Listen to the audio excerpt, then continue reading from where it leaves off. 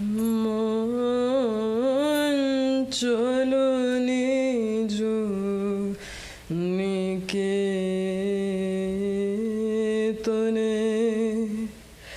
মন চলো নিজ নিকেতনে।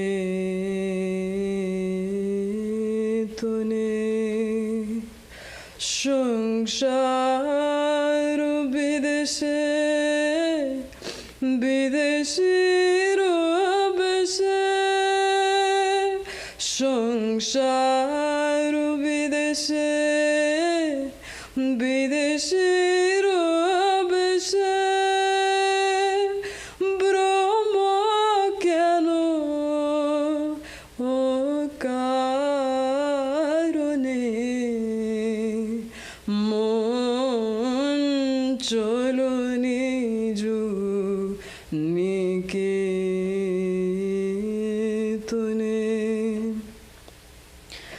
বিষয় পঞ্চক আর ভূতগণ, বিষয় পঞ্চক আর ভূতগণ, সব তোর পরে কেউ নয় আপন, পর প্রেমে কেন হয়ে অচেতন, ভুলেছ আপন জনে,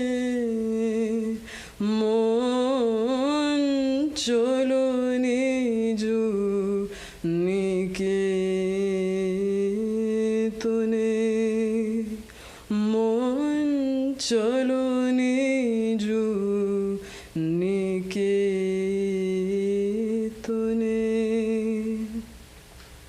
সত পথে মন করো অরোহণ, প্রেমের আলো জালি চলো নক্ষণ, সঙ্গীতে সম্বল রাখো পূর্ণ ধন, গোপনে রক্ষী যতনে,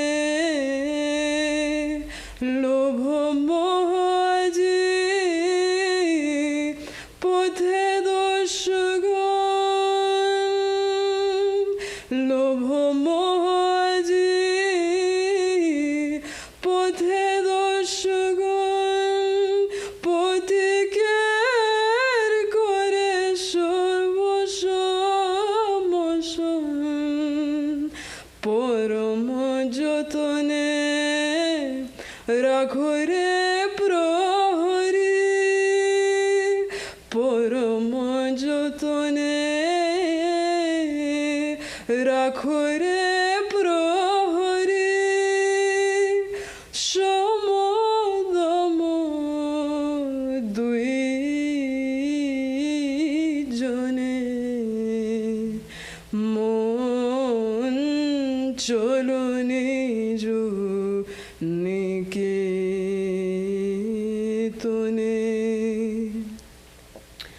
মন চলো নিজ নিকেতনে।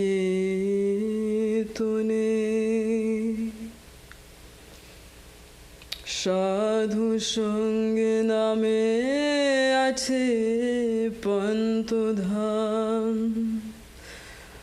সাধু সঙ্গে নামে আছে পন্তধাম, শ্রান্ত হলে তোথা করিবে বিশ্রাম, পতভ্রান্ত হলে শুধাইবে পথ, পতভ্রান্ত হলে শুধাইবে পথ, সেই পন্থ নিবাস গানে, যদি দেখো পথে ভয়ের আকার, প্রাণ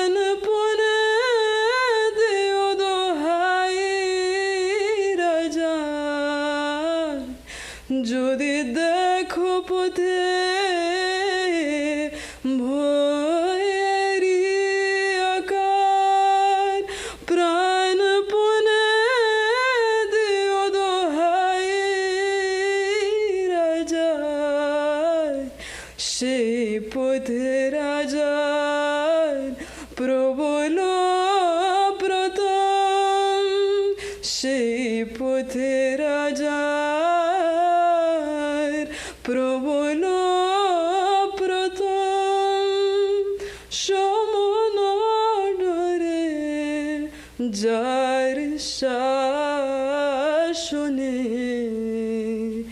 মন চলো নিজ নিকেতনে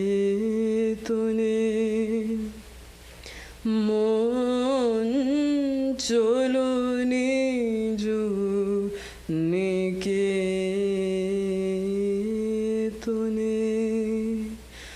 মন চলো নিজ নিকেতনে।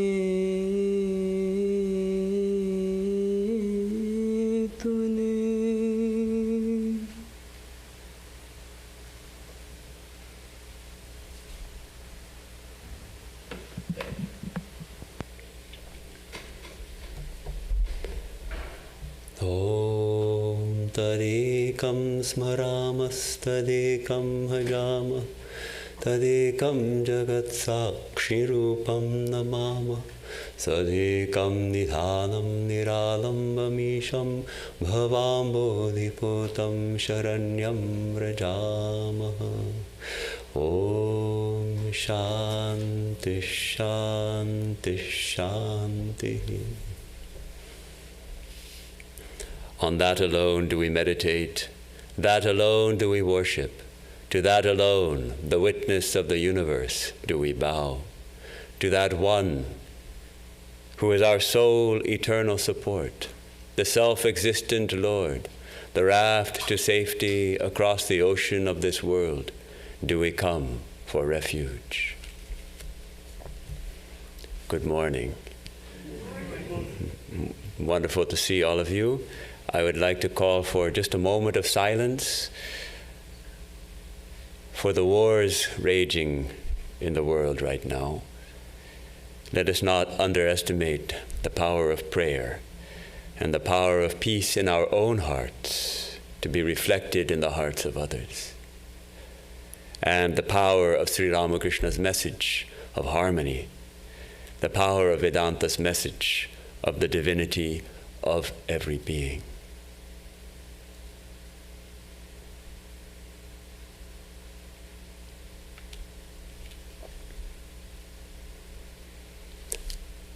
So I especially asked Preeti to open our service this morning with this particular song. It's a Bengali song, and this is the first song that Swami Vivekananda, as the young Narendranath, sang for Sri Ramakrishna when he first met him at Dakshineshwar.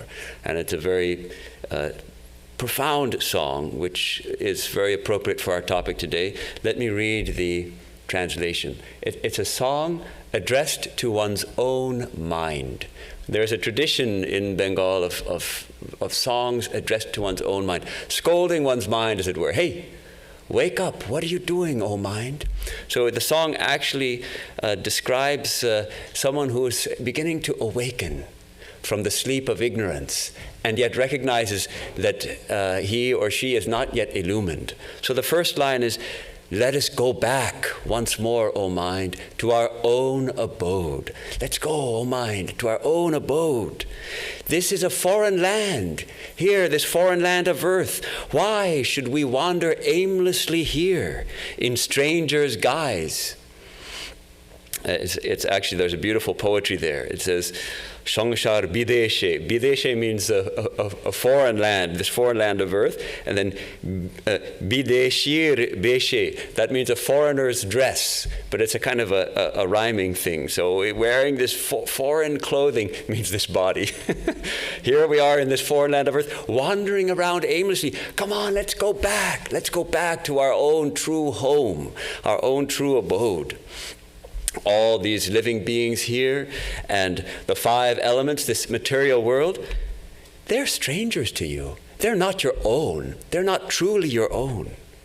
Why do you thus forget yourself, O my mind, in love with strangers? Why do you forget your own?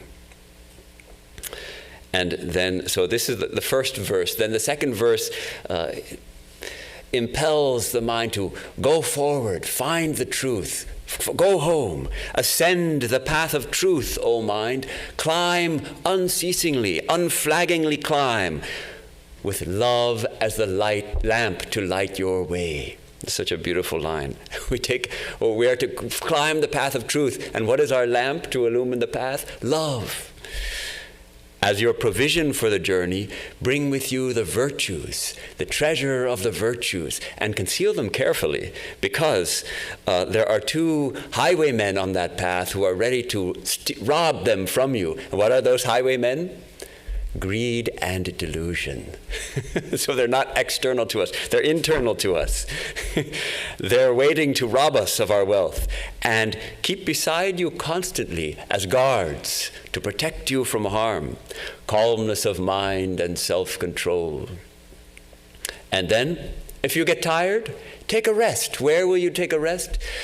Within the companionship of holy people. With holy company, that will be your rest house. And rest there a little while. If you should be in doubt of the way, ask them of the right path.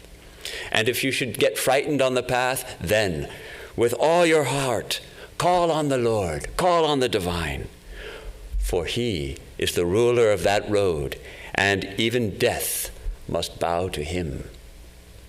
So this is the song. It was written by one of the Brahmo leaders of the Brahmo Samaj, the reform movement, kind of westernized, you could almost call it Hindu Unitarianism, probably.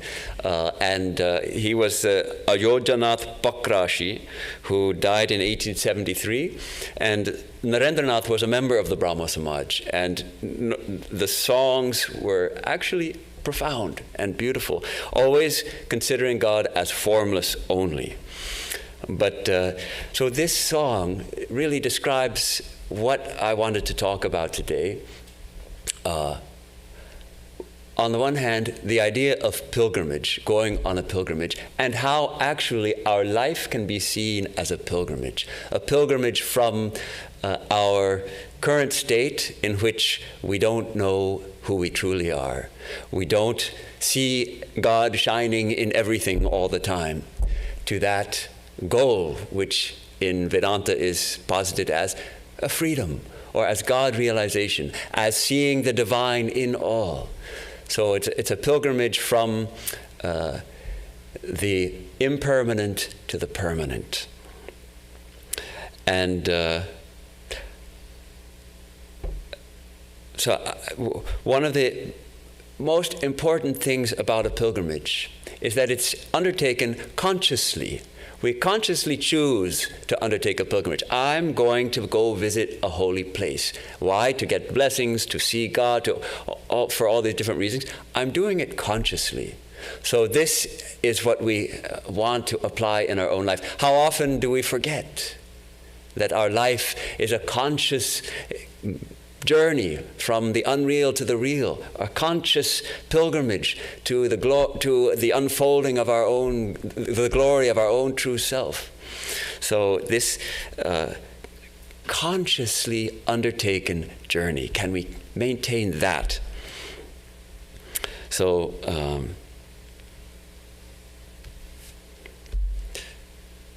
what can we learn also from the traditional kinds of pilgrimages that we might undertake? So I'm going to talk a little bit about that. So the pilgrimage, first, it's a journey consciously taken, and then it has a goal. It has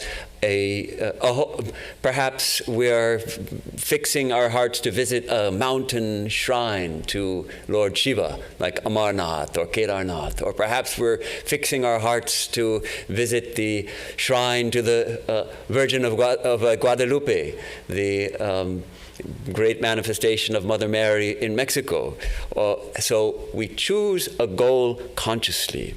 sacred, a holy goal, not just I mean, there are people who consider that going to Disneyland is a kind of a pilgrimage, or Universal Studios, or actually one devotee who will remain nameless told me that he visited the Abbey Road Studios in England, in London, and that was like a pilgrimage to him because he was in the music industry and he had great love for the Beatles, and so visiting the Abbey Road Studios was like a holy experience. But that's not what I'm talking about. I'm talking about places where there is a special manifestation of the divine. And this practice of pilgrimage actually is a living tradition in all, it's alive in all the spiritual traditions of the world today. For instance, Christianity has Lourdes in France, where apparently 5 million pilgrims in a year go, or possibly the most visited pilgrim place in the world is the Shrine to the Virgin of Guadalupe in Mexico, 20 million a year. Islam has the Hajj. Every year, millions go on the pilgrimage to Mecca. And of course, Buddhism has its 4 main pilgrimage places associated with Buddha's birth, his illumination, his starting to teach, his dharma, and where he left the body. And of course, Jerusalem is a great place of pilgrimage for Jews and Christians alike, and Muslims. But India seems to have perhaps more holy places than any other part of the world. It's like the land of sacred geography, we can call it, with tirthas, or holy places, found throughout the land. Every corner of the country, from north to south and east to west, ancient holy places and new holy places. From Kedarnath in the north to Rameshwaram in the south, from Dwaraka in the west to Puri in the east, from Amarnath to Varanasi, and Vrindavan to Dakshineshwar, one of the new places of pilgrimage. And they're associated with so many different aspects of the divine. Like there's the 51 Shakti Pithas, the special shrines where the Divine Mother's power is specially manifest, or the 12 Jyotirlingas, the self-arisen emblems of Shiva, which are said to have their roots reach down to the center of the earth. And there are sacred rivers. There are places where avatars, incarnations, had their divine play. There are places where rishis and saints had their ashramas, where people attained spiritual illumination. And very often also, these holy places, these tirthas, are in places of natural beauty. Often there's water there. Tirtha actually means a place where there's water, the literal meaning. But now it means any holy place where the water of the Spirit is flowing. So even though the Hindu tendency is to, in a place of natural beauty, build a temple, build a shrine. Unlike maybe we build a viewing platform or something to have a good look at the view, or a lodge or something, the Hindus build a temple. But a place of pilgrimage becomes a place of pilgrimage not by the virtue of the natural beauty, rather, but through its association with great saints, through the spiritual practices undergone there, through the spiritual realizations which have been attained there, through the spiritual vibrations which we feel there. And Sri Ramakrishna also verifies this. He says, yes, these kind of places, there is a special manifestation of God in places where people have practiced for a long time those kind of intense spiritual disciplines, japa, meditation, prayer, and worship. And he puts it interestingly. He says, their thoughts of God have become solidified there, so to speak, on account of their devotion. So that is why when we go there, those holy thoughts also arise more easily in our minds. So Sri Ramakrishna did recognize the value of making a pilgrimage. He points out, though God is everywhere, but there's a special manifestation in some of these places. And Vivekananda also supports that. But Vivekananda also says, he says on the one hand that yes, there are places where Ishvara, where God manifests specially, either spontaneously or through the earnest longing of pure souls. And the ordinary people like us who visit those places can get some inspiration, can get some help in our spiritual life. But then he says, know for certain, there is no greater tirtha, no greater place of pilgrimage than the human body. Nowhere else is the Atman, the self, that infinite consciousness, which is our true nature. Nowhere else is the Atman so manifest as right here in our own hearts. So that's something to think about. Yes, there are places of pilgrimage in this external world, but the greatest pilgrimage of all is the pilgrimage to our own heart, our own true heart, turning not without, but turning within and diving deep within and finding that which manifests in all tirthas, in all places of pilgrimage. So then what are the aims of a pilgrimage? There are, of course, different kinds of aims. For people who want merit, maybe. I want to get a better life next life. For prayaschitta, for expiation of sins and mistakes in life. Maybe in fulfillment of a vow or seeking some boon. Maybe for getting healing from illness or all those kinds of things. In fact, there's a little church in New Mexico somewhere that I once visited, and the whole wall of the church is covered with crutches and canes and braces, and there's even a couple of wheelchairs, that people have been to that church and apparently have received spontaneous healing from lameness and left their crutch or cane or whatever it was as a testament to their healing at that place. But for seekers like us, for seekers of God, we go on an external pilgrimage to heighten our devotion, to purify our minds, to gain a glimpse of the divine, even to attain spiritual realization. That's the aim of a pilgrimage for a seeker, to attain illumination. And illumined souls also go on pilgrimage. Why should they go? Why should an illumined soul who sees this whole world as God, why should he or she go on a pilgrimage? Well, for one, what else will they do?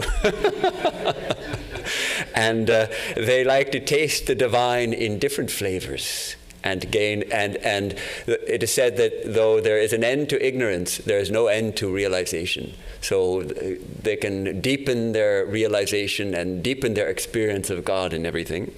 And also, they go to add to the holiness of a tirtha, to add to the holiness of a holy place. And that's something also we can learn from.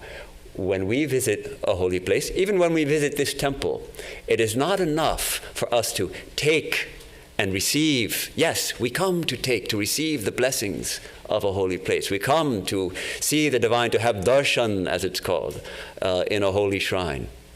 But we should also contribute something to the holiness of a holy place by meditation, by prayer, by japa, by repeating the mantra, by repeating the holy name of the divine. We contribute to those solidified thoughts of God which are there in that holy place.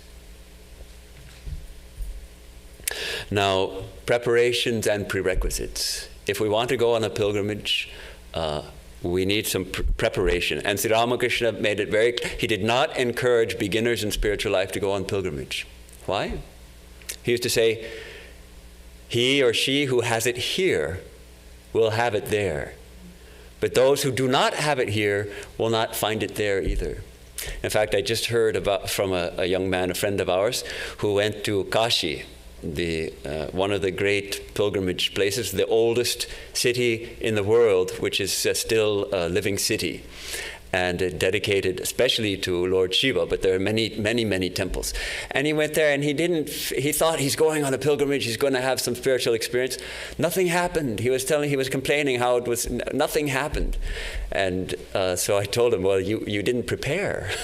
you just plopped yourself in a city thinking, that just being there is going to be enough. No, we need devotion, we need faith, we need preparation. No doubt, to make a pilgrimage, we need some external preparation. We plan the route. We get tickets. If we're going to India, we need to save up for tickets and all of that. And but the main preparation is internal. Thinking about the pilgrimage, kindling the flame of yearning in our hearts, doing more japa and prayer, preparing ourselves. Yes, preparing ourselves for what? To come face to face with the divine, face to face with God.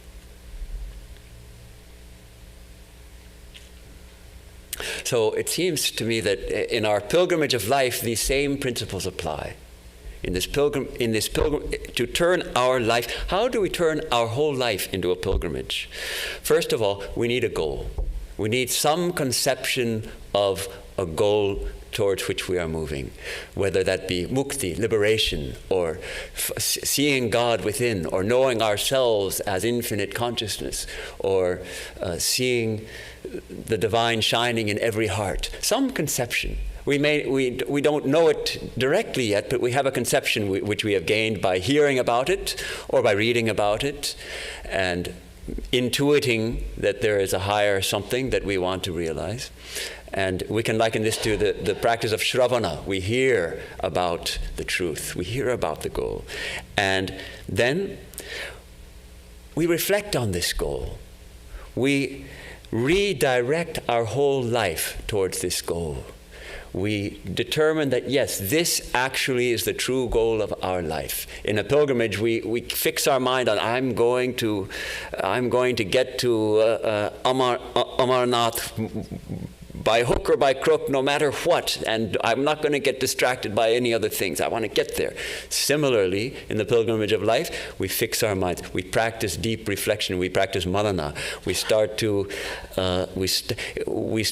orient our whole lives towards that goal, and that is called Shraddha. That is called, it's not mere faith, but it's a deep conviction that yes, the divine is and is the very basis of my being, and everything I do I would like everything I do to take me closer to the full unfolding of my own true divine nature. And then we walk the path. If we're going to a mountain cave, it's step after step in the mountains. And in life also, it's every day is another step towards attainment of the goal. This constant remembrance. See, when we're on a mountain pilgrimage and we're walking in the mountains step by step, or maybe we're bouncing in the back of a bus on Himalayan roads, where every bounce, it makes us nervous because there's a gorge of 1,000 feet on our left and a rock wall of 1,000 feet up on our right, and we're wondering how this bus is going to make it. We're not forgetting our goal. We're constantly in our mind is this idea that I'm going to see whatever holy place I'm going to, whether it be Gangotri or Kedarnath or Amarnath or whatever it is. We're not forgetting it for a moment.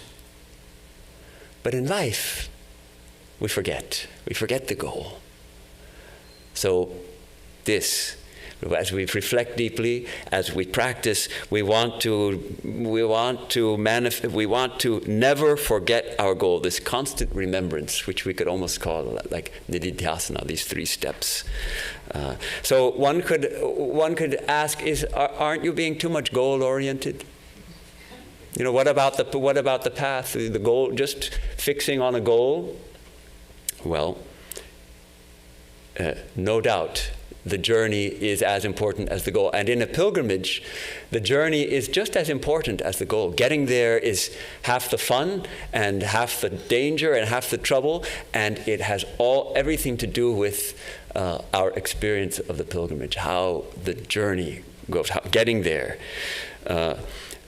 Pilgrimages were traditionally made on foot, and fortunately, some still are. Sri Ramakrishna's father, Kshudiram, he walked from Kamarpukur in Bengal, right in East India, northeast India, all the way to Rameshwaram and back. Rameshwaram is at the southernmost point of India, almost southernmost point.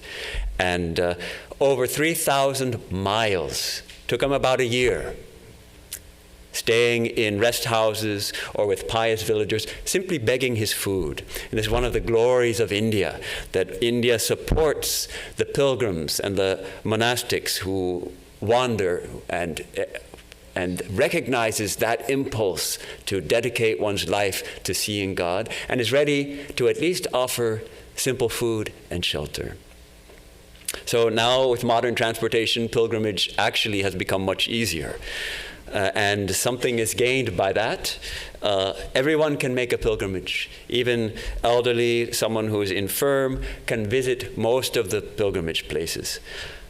But there's something also lost, because the intensity of the journey, that if it takes you 6 months to walk to Rameshwaram, then the closer you get, the more that intensity of yearning, that expectation, that anticipation that I'm coming to see God heightens and grows, so that when one finally reaches the place, one is all the more likely to have a genuine and deep and profound and even life-transforming and earth-shattering experience.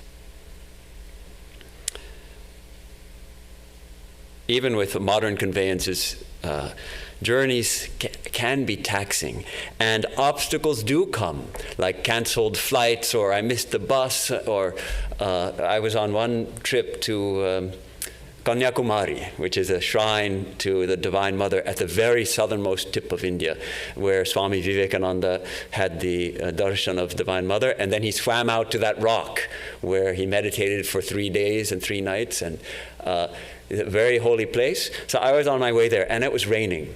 And the first part of the journey, one of the novices at the ashram where I was staying put me on a deluxe, super deluxe bus, thinking that as a Westerner probably I would want to be on the most comfortable bus. Well, let me tell you, the super deluxe bus means one thing in India. It means that there will be a video screen right at the front of the bus, and there will be a movie playing, and the volume will be at the top volume. It won't go louder than that, and it will be blaring music all through the trip. And so you can't help but watch it. So I'm there trying to go on a pilgrimage to Divine Mother, and I'm watching an action film. You know, it's a mix of action and romance and dancing, of course, singing and dancing, and that's the Indian film. So I was stuffing tissues in my ear, and finally I convinced my seatmate, isn't it a bit loud? Why not ask the driver to turn it down a bit? So he turned it down a little bit. But anyhow, so in the meantime it's raining, and then this bus is supposed to take me all the way to Kanyakumari. It stops. And the guy suddenly says, get out here, get out, get out.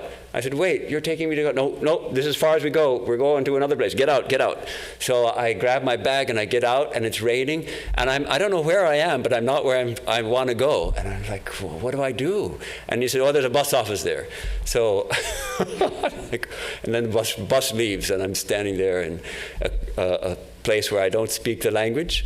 Of course, people speak a smattering of English, but so I find there's a bus office, and I go there and I explain, well, I'm trying to go to Kanyakumari, and, well, this is the tourist bus, so we don't do the local buses. There's a bus stop over there, you go over there. So I walk over, there's a bus stop, there's a few people, and I ask somebody, and okay, so there will be a bus that comes to Kanyakumari here.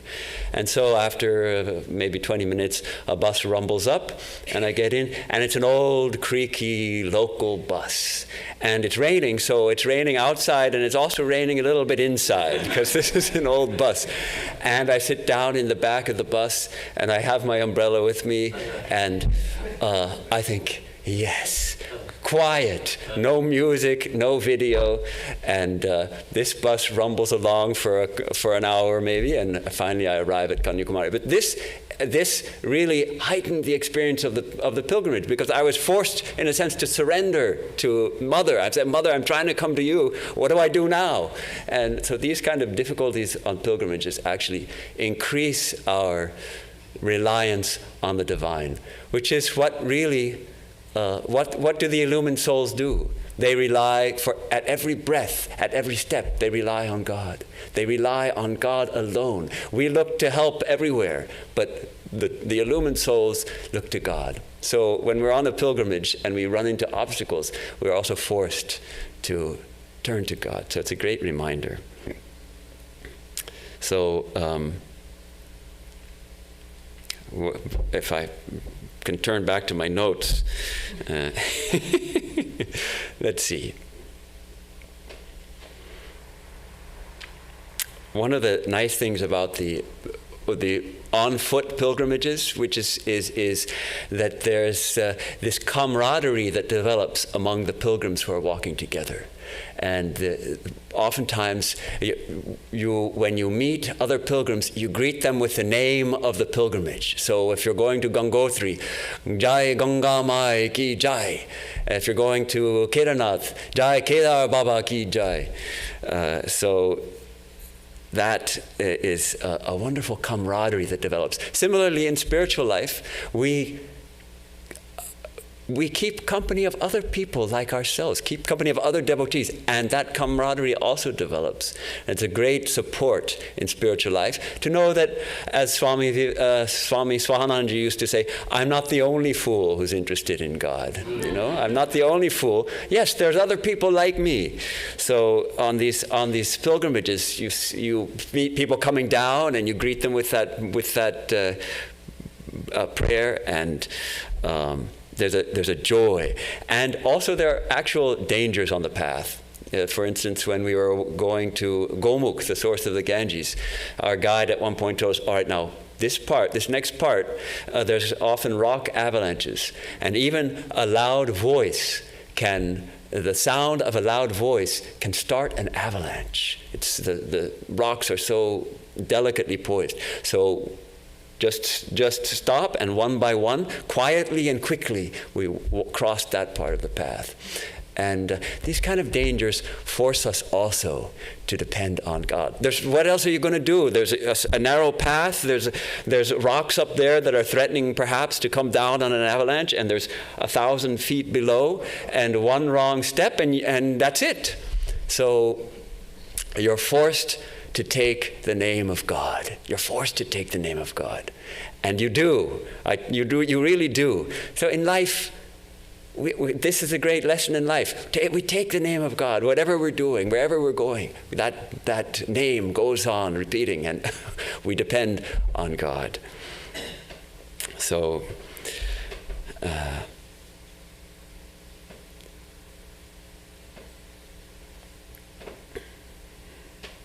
then comes darshan, this experience of actually reaching the place of pilgrimage. And darshan has a wonderful meaning, because on the one hand, it comes from the root drish, to see.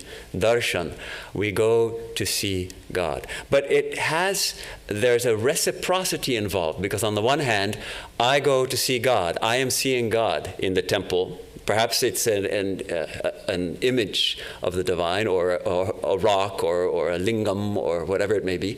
But also the idea is there that God is seeing me.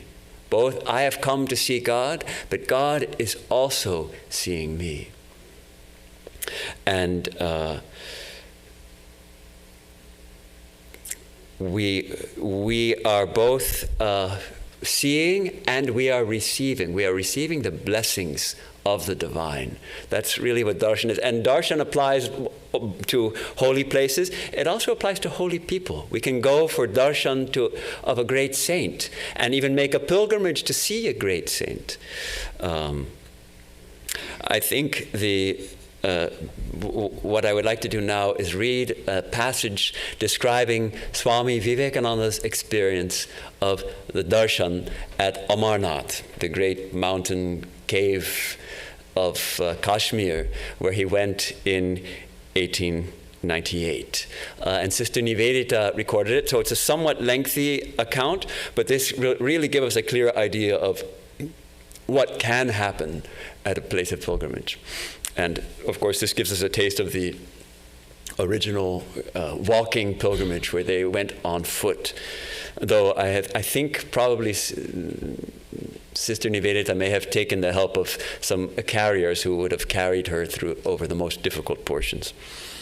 So Swami Vivekananda was traveling in Kashmir with several of his Western disciples, and then at a certain point he fixed in his mind that he wanted to go to Amarnath, the temple, the cave temple dedicated to Lord Shiva, where the emblem, the lingam, is made of ice.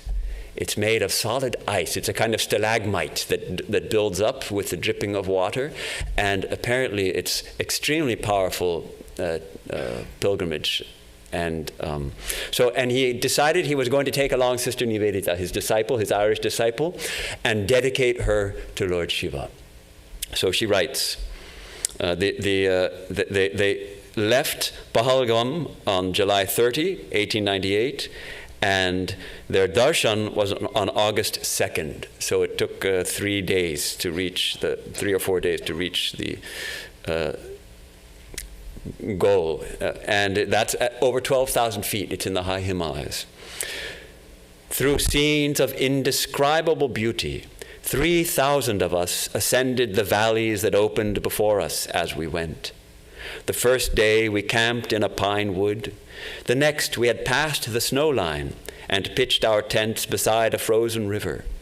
That night the great campfire was made of juniper, and the next evening, at still greater heights, the servants had to wander many miles in search of this scanty fuel.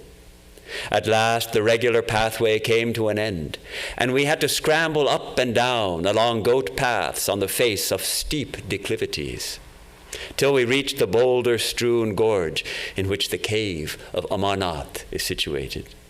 As we ascended this, we had before us the snow peaks covered with a white veil, newly fallen, and in the cave itself, in a niche never reached by sunlight, shone the great ice lingam that must have seemed to the awestruck peasants who first came upon it like the waiting presence of God. The Swami, means Swami Vivekananda, the Swami had observed every rite of the pilgrimage as he came along. He had told his beads, kept fasts, and bathed in the ice-cold waters of 5 streams in succession, crossing the river gravels on our second day. And now, as he entered the cave, it seemed to him as if he saw Shiva made visible before him. Amidst the buzzing, swarming noise of the pilgrim crowd and the overhead fluttering of the pigeons, he knelt and prostrated 2 or 3 times, unnoticed. And then, afraid lest emotion might overcome him, he rose and silently withdrew. He said afterwards that in those brief moments, he had received from Shiva the gift of Amar, not to die until he himself had willed it. In this way, possibly was defeated or fulfilled that presentiment which had haunted him from childhood, that he would meet with death in a Shiva temple amongst the mountains. So that's Swami Vivekananda's experience. Tremendous, an illumined soul, and yet he gained a deeper realization. He gained this boon, as it were, of Amar, of deathlessness, of not leaving the body until he himself should choose to do so, which he did just 4 years later, on July 4th, 1902. So she writes she writes very poetically, of my master, the purity and whiteness of the ice pillar had startled and enwrapped him. The cavern had revealed itself to him as the secret of Kailash, and for the rest of his life, he cherished the memory of how he had entered a mountain cave and come face to face there with the Lord himself. So it's like, to me, it's a gripping account of his experience. He enjoyed it thoroughly. Afterwards, he said, I thought the ice lingam was Shiva himself, and there were no thievish Brahmins, no trade, nothing wrong. It was all worship. I never enjoyed any religious place so much. So there's a few points I wanted to make about this, a few things I wanted to point out. First of all, Swami Vivekananda observed all the rites. There are certain traditional rites of, he was counting his beads. There are 5 streams in which one is supposed to bathe. It's very cold, just ice water basically. He did that.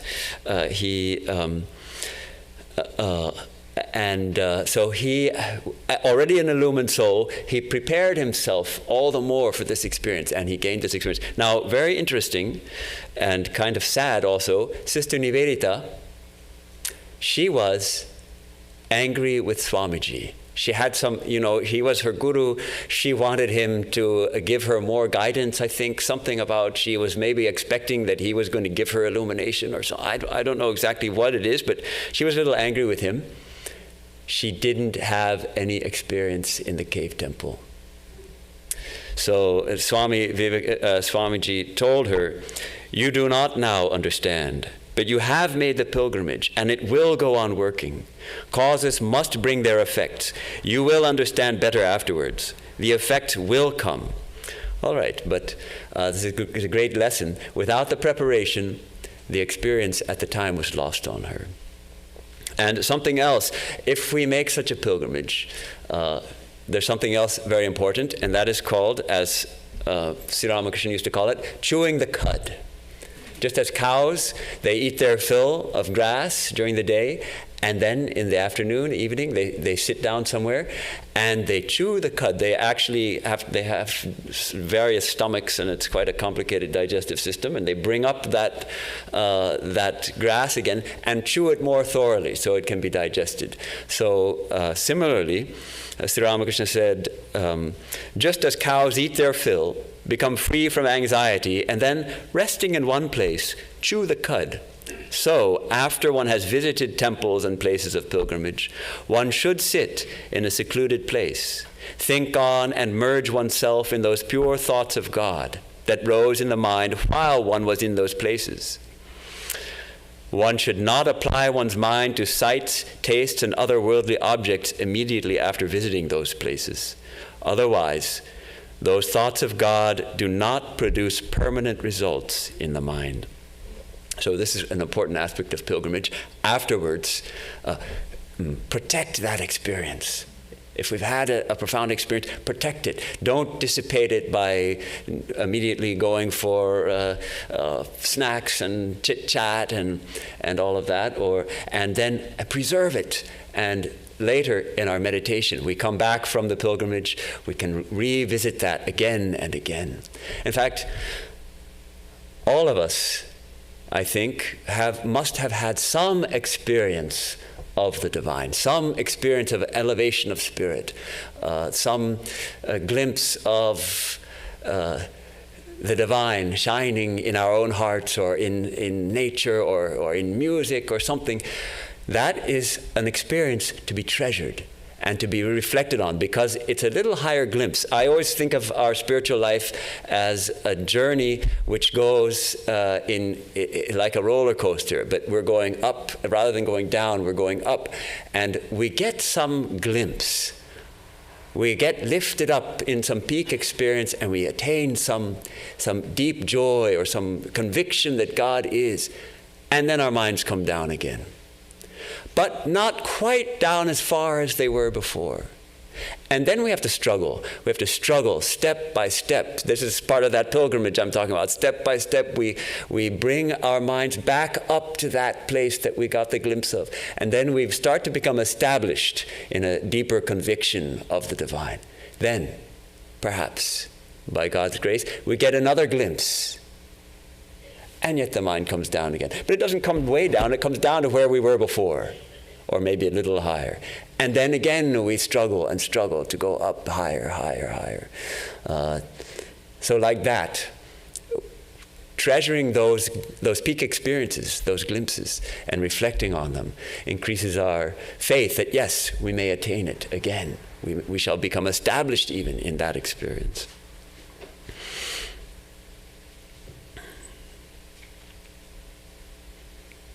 So, as we have been talking about all along, this idea of a tirtha, a holy place, and how Swami Vivekananda said that the greatest tirtha is the human body. The greatest tirtha is our own heart. It reminds me of the song of Sri Ramakrishna's that he would say, this is the song that appears most often in the Gospel of Sri Ramakrishna.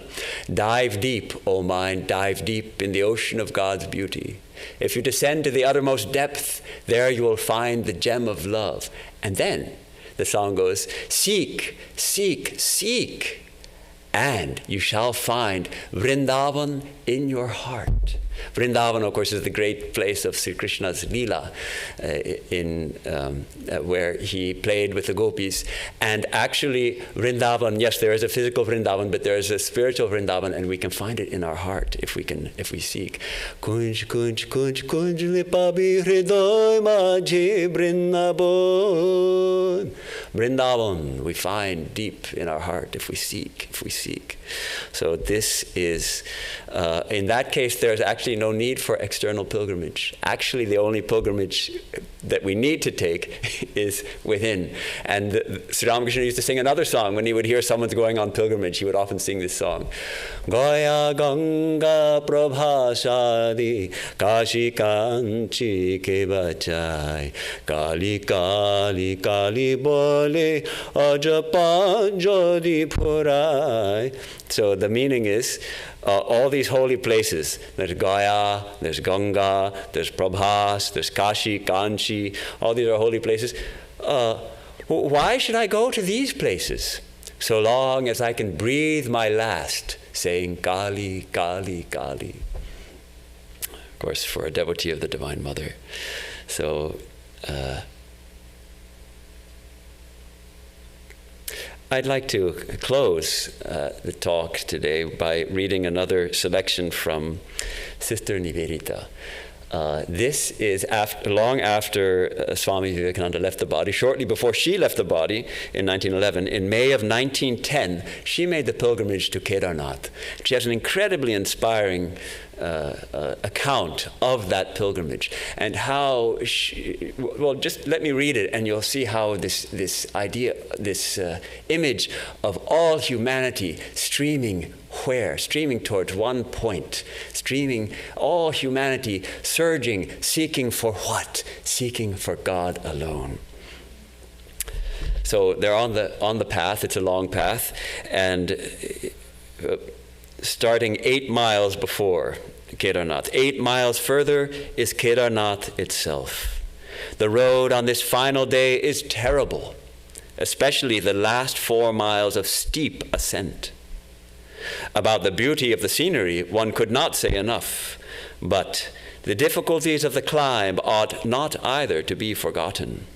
She's writing partly a guide for pilgrims, but it is a dolorous stairway, as hard as life itself in very truth, as the Panda ruefully said to me, the way to heaven. All this is forgotten, however, when at last we reach the uplands and begin to feel ourselves within measurable distance of Kedarnath. We are now amongst the wide turf-covered tablelands, and the flowers begin to abound, as in some paradise of Mogul painters. At every step we pass, or are passed by, other pilgrims. The eagerness round and about us is indescribable. At last comes the moment when the temple is visible for the first time. A shout goes up from our carriers and others, and many prostrate themselves. So can you imagine? She's apparently being carried in a dundee, a kind of a chair with poles on it so that 2 people can carry it. So because the road is a little too tough for her. And when they see the temple, everybody stops. They put down their what they're carrying, and they make a prostration to the ground right there. They've just glimpsed the temple. Can you, this intense yearning to see God, this yearning comes, and that's what they're feeling on this pilgrimage. We press forward more rapidly than before. It is even now a mile or so to the village. But at last we arrive, and entering, find that the shrine itself stands at the end of the long avenue-like street, with the mountain and glacier rising sheer behind it, as if all India converged upon Kedarnath as its northern point, and all roads met at the sacred feet of the Lord of Mountains. When we arrived, it was the middle of the day, and the temple was closed until the evening arati. As the afternoon ended, the cold blue mists came down from the mountains, enwrapping everything, and one sat out in the village street, watching cowled forms in their brown kombuls, their brown blankets, pacing back and forth through the mist before the tight-shut doors. Suddenly, we were called to see the arati. Darkness had fallen, but the mists had gone, and the stars and the snows were clear and bright. Lights were blazing and bells clanging within the temple, and we stood without amongst the watching people. As the lights ceased to swing and the arati ended, a shout of rapture went up from the waiting crowd. Then the cry went out to clear the road, and the rush of pilgrims up the steep steps began. What a sight was this! On and on, up and up they came, crowding, breathless, almost struggling in their mad anxiety to enter the shrine, reach the image, and at the last, by way of worship, to bend forward and touch with the heart the sacred point of the mountain.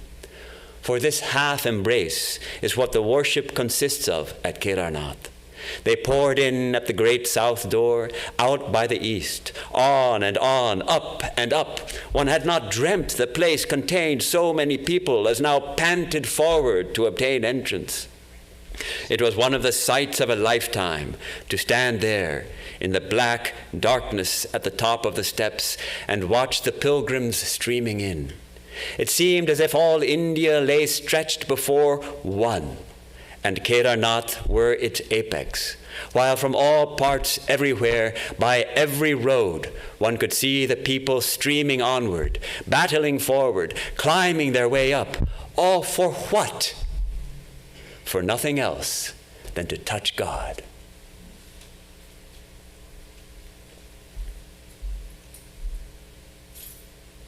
It's a tremendous description of the true journey that we're all on. What is our goal? Our goal is none other than to touch God. And one more paragraph of one pilgrim who reached the goal. It was the second day of our stay when an old man who had been seriously ill for many months reached the place and made his darshana. He had ended his journey and hastened to fulfill his vow within the hour. But scarcely had he done so, barely had he ceased from prayer. Not yet was the rapture of achievement abated when the battle was declared for him to be finished. And in the bright morning air, with long sighing breaths, his soul went forth.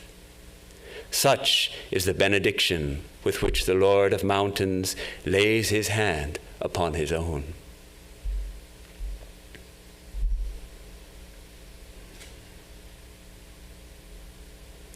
So this is how we get, what a blessing to end your life at Kedarnath, reaching the shrine full of the experience of seeing God, and then you simply leave the body behind there. It's no longer needed. We have attained freedom in the divine. So I hope we can remember this, that we can, if there's something to take from this idea that our whole life is a pilgrimage, and can we remember that? Can we nurture that idea of keeping the goal in mind constantly. Nurture that determination to reach the goal, that every step of our life, every day in our life is a step on our pilgrimage, that we do make preparations. What are our preparations? We speak the truth. We keep our minds pure. We don't harm other beings. We practice the yamas and niyamas. We practice discernment. We practice devotion. We practice prayer. And remember that this, in a pilgrimage, it's a journey consciously taken towards a goal which is fixed. And the goal is certain to be reached. As Sri Ramakrishna puts it, some get fed in the morning, some in the afternoon, and some not till evening. But everybody gets fed. So the goal is certain to be reached, and this is the great pilgrimage of our life. The pilgrimage every soul has to make, that inner pilgrimage to seek and find the divine, to realize our own true nature. It is the journey from the unreal to the real, from darkness unto light, from death to immortality. Thank you.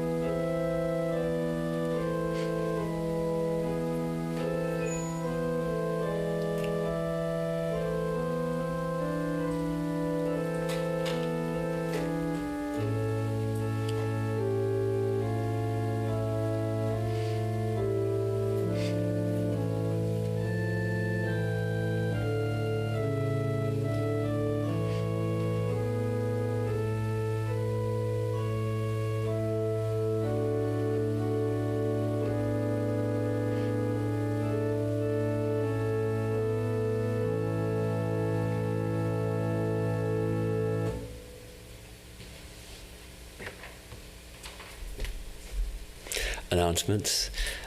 Next week, our speaker will be Swami Vedarupananda, and his topic is Vedanta in 5 words. That's the 28th. Now, Saturday, 27th of April, is our annual members' meeting. This is once a year. The Vedanta Society membership gathers, and we learn about the financial condition of the society. We get reports from all our centers. We get a spiritual message from Swami Sarvadevananda and Swami Sumanasananda. And this year, again, we are conducting this meeting on Zoom. So request all members to join. You should have received an email about it. If you're a Vedanta Society member and you haven't received an email about it, please let me know. We can update our records. And you should have received or will receive also a letter in the post about it. And we need your attendance because we need a quorum present.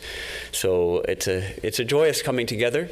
Please, if you're a member. If you're not a member and you're interested in this, you can get a request in the bookshop, request an application form for membership, and move forward on that. And Pravajika Saradesha Pranji has an announcement. Can I do this? Oh, yes.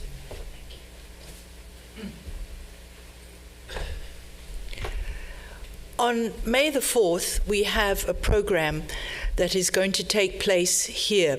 It's a rather unusual program for our temple, but it came about because the Clinton Foundation, as in ex-President Clinton, has been running this drug education program on the East Coast, and they wanted to expand it to Los Angeles and San Francisco. And they came to some of the interfaith organizations that both Mahayogananda and I belong to and asked for volunteers. And so we have, they came to the clergy, which may seem a rather odd group to come to, considering most of the addiction seems to have been caused by people being put on medical opioids before it was realized how addiction they were. Anyway, they came to the clergy for two reasons. Firstly, because everyone is really frightened by the fentanyl epidemic. Fentanyl is 50 times stronger than heroin, and it's being put in street drugs without people knowing it, and you overdose very, very quickly. So partly to this education, but also because they wanted to remove the stigma that's attached to drug addiction, the social and somewhat religious sometimes stigma, because obviously people who are feeling shame and guilt are not encouraged to go and do these steps that are necessary to overcome this. And so they had this 9-month training, and part of the training at the end is to spread these ideas among the community. So they put you in little teams by geography. And so this is our program that we're going to have. It will start with an interfaith panel. So far we have a Sikh, a Hindu, an Episcopalian and a Native American, and they will discuss what their religious perspective is on addiction, and then we will discuss what spiritual practices are recommended to people to help them overcome or to support the family that is thing, because one of the saddest things is to see somebody you love not reaching their full potential because they have problems with various forms of addiction. Then we'll have refreshments, and then we are going to have a training in narcon administration. It's a nose spray. We're not going to teach you all to give injections. And this way, you can, if somebody overdoses, of course you call 911, but you have to move very fast, and this will teach you. They will also give you what you need for this. So you have the opportunity to be an action hero and spring into reward. One of the stories we heard was that people who did it in San Francisco, the very next day, one of these people was in Walgreens and somebody overdosed, and she said everybody sort of walked past backwards. But she said, I remembered you said, well, if it may not help if it's something else, but it won't do any harm. Narcon won't do any harm. And she had grabbed a thing from the Walgreens, gave her some. She administered it and literally saved this person's life. So particularly for young people or people who are associating with young people, more likely at a party, at a concert or something, that they may be able to thing. Anyway, if you're interested in this program, I realize it's a little unusual for the Vedanta Society, but if you're interested in this program, we're asking you to just come and sign up, because we're going to serve refreshments, and we have absolutely no idea whether we're serving them for 5 people or 50 people, and it would really help us if you could just give us an idea if you are planning on coming. Thank you. Bookshop is open. Pardon? Bookshop is open. Yeah, bookshop is open. The bookshop is open. You can meet Mataji in the bookshop. Yes, the bookshop will be open when I go and unlock the door again. Thank you, Mataji. Huh? Yeah, there are some refreshments should be available, and after this I will go to the greenhouse living room, and if you have any questions, comments, objections, etc., we can have some discussion afterwards. And I'll close now with a chant. Om sarve bhavantu sukhinah, sarve santu niramayah, sarve bhadrani pashyantu, ma kaschid dukkha bhag bhavet. Durjana sajjano bhuyat, sajjana shanti mapnuyat, shanto muchyeta bandhebhyo muktaschanyam vimochayet. Swasti prajabhyah paripalayantam nyayena margena mahi mahisha. Go brahmanebhyah shubhamastu nityam. Loka samasta sukhino bhavantu. Loka samasta sukhino bhavantu. Om Shanti Shanti Shanti. May all beings be happy. May all be free from disease. May all experience the highest good. May none suffer misery. May the wicked become virtuous. May the virtuous attain to tranquility. May the tranquil be free from bondage. May the freed lead others to freedom. May blessings betide all people. May our leaders protect the earth and her people with wisdom and compassion. May true well-being bless every seeker of truth. May all beings in all the worlds be happy. Om, peace, peace, peace.